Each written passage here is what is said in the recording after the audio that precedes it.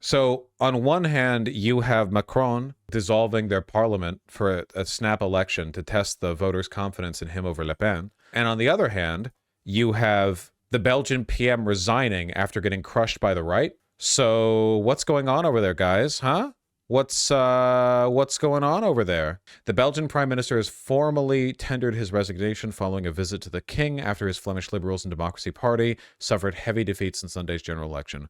What's going on over here, man? They have a king. Every European country has a king. A new government is likely to coalesce around the right-wing New Flemish Alliance, which beat its arch-rival, the far-right Vlaams Belang, in second place in this key Dutch-speaking Flanders region, where it had been predicted to top the polls. Okay, for us, it's a particularly difficult evening. We lost. As of tomorrow, I will resign as prime minister. Man, you know, with liberals this driven, I gotta say, I'm really surprised the conservatives won. Next year, there are German elections, and I'm kind of scared. Oh, you're not looking forward to the content for every single person who used to be a part of the GDR voting for AFD? You underestimate the power of European racism?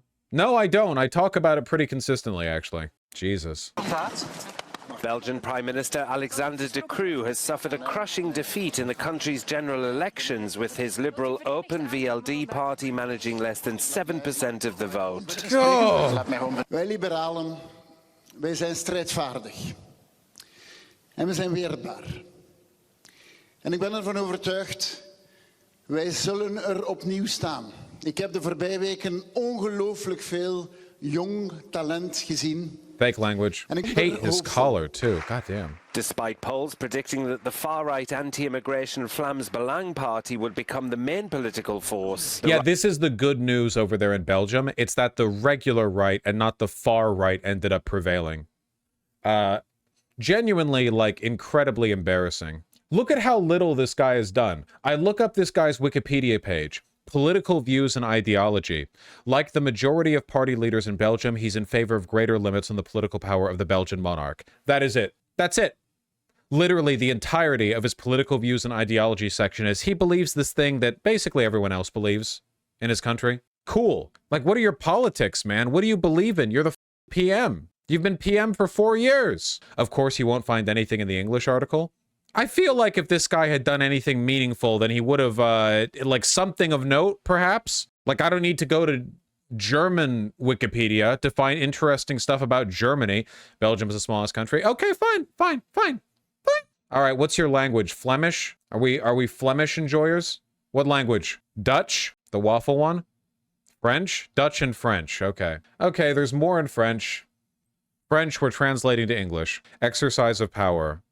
COVID-19, tax deduction to companies' electric vehicles, extend 2 nuclear reactors, adopted a law to make the labor market more flexible. Employees will have the possibility, provided their company agrees, to move to a 4-day work week. Wait, what? Employees will have the possibility, provided their company agrees, to move to a 4-day work week. Provided their company agrees. Why do you need a law for that? The problem is the company agreeing. I'm sorry, did the state prevent companies from having a 4-day work week before? Like, wait, this is literally the government saying, yeah, if your company wants to give you a 4-day work week, then they can. I didn't know the law prevented that beforehand. In return, their working days will be extended for a duration of 9.5 hours. The law also makes working hours between 8 p.m. and midnight more flexible, which will no longer be considered as night work and will not give rise to any compensation. Oh, great. The government is now making it legal to have a 4-day work week. Also, you no longer are legally given higher compensation for working from 8 p.m. to midnight.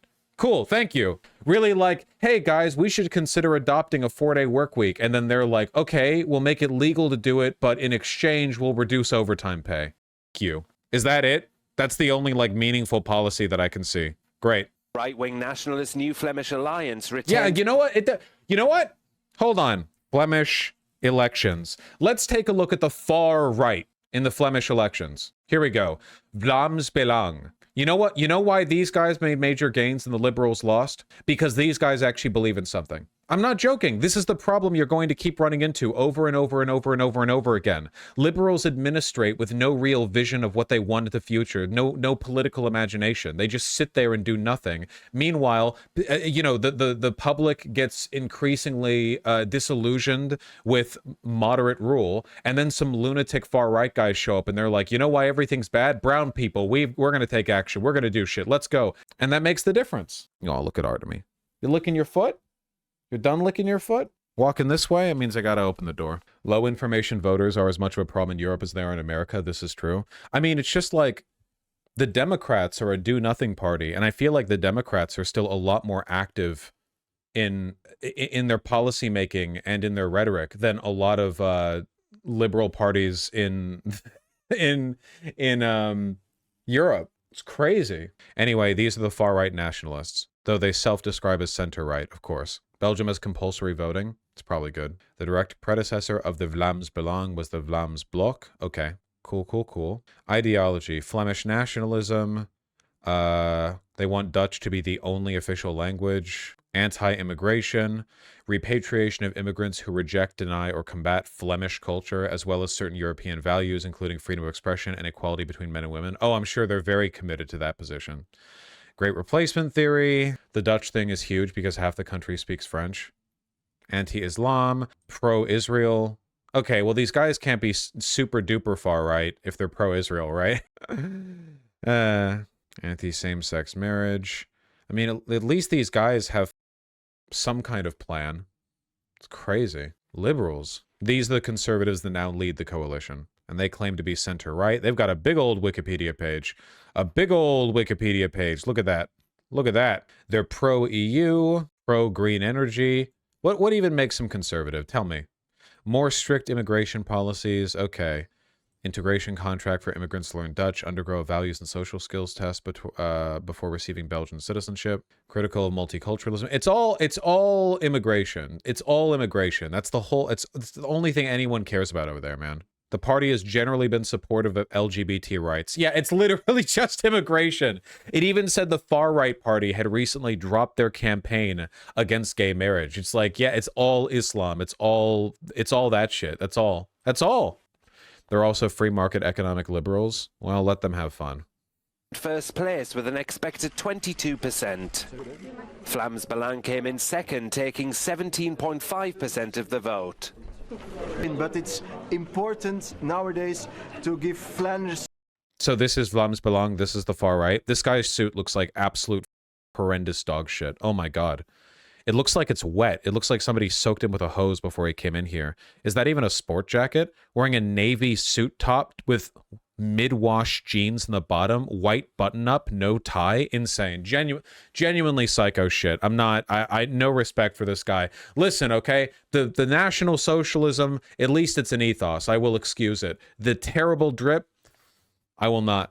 Nationalist New Flemish Alliance retained first place with an expected 22%. Vlaams Belang came in second, taking 17.5% of the vote.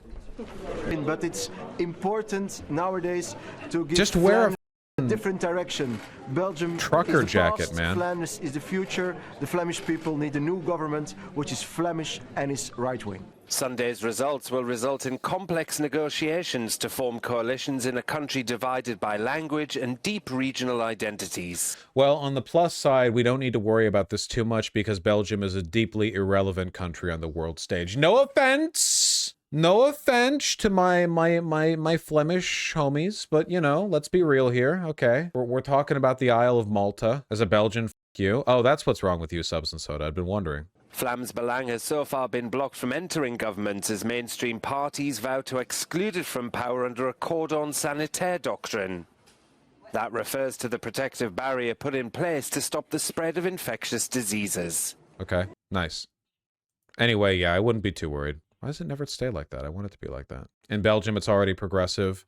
When the Flemish and Walloons aren't actively trying to kill each other, you can't expect them to be able to live along any other ethnicities.